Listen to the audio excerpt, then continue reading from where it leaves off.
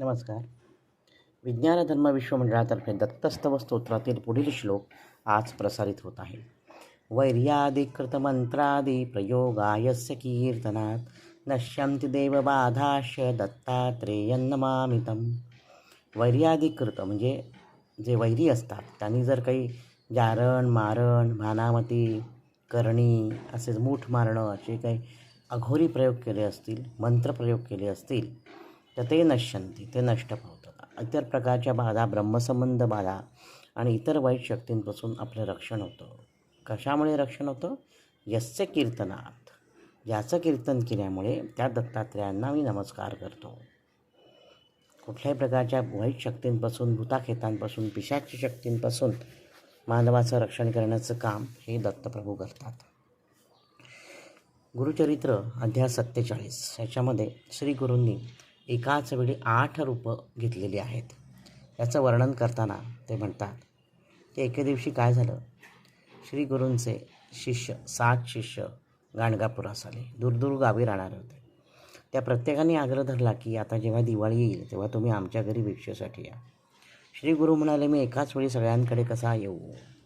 तर ते सगळे शिष्य म्हणाले, असं नाही, तुम्ही असं उच्च नीच किंवा आपला परका लांब जवळ असा भेदभाव न करता आमच्या प्रत्येकाकडे या. तेव्हा श्री गुरु म्हणतात, ठीक आहे, मी तुमच्या प्रत्येकाकडे येईन. म्हणून एकेकाला एकांतात बोलवतात 7 शिष्यांना आणि प्रत्येकाला सांगतात की तू ह्या वेळेला मी तुमच्याकडे नक्की येईन, तुम्ही दिलेली भिक्षा स्वीकारेन.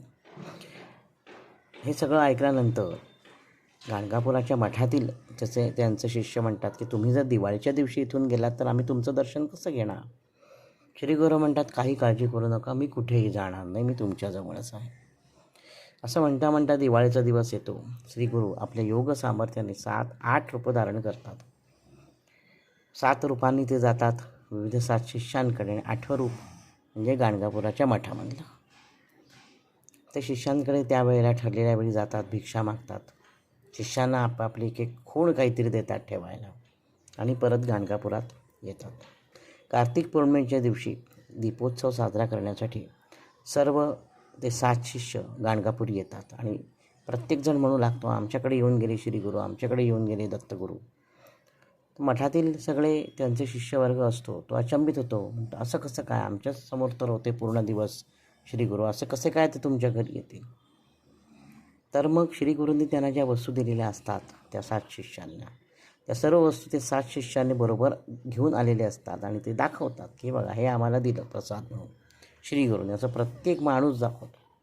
तेव्हा कळतं की हे श्री गुरु आपल्या योग सामर्थ्याच्या द्वारे एकाच वेळी 7 रूपं घेऊन विविध शिष्यांकडे गेले आणि नंतर परत आले. आणि शिवाय गाणगापूरच्या मठामध्ये श्री गुरु होतेच.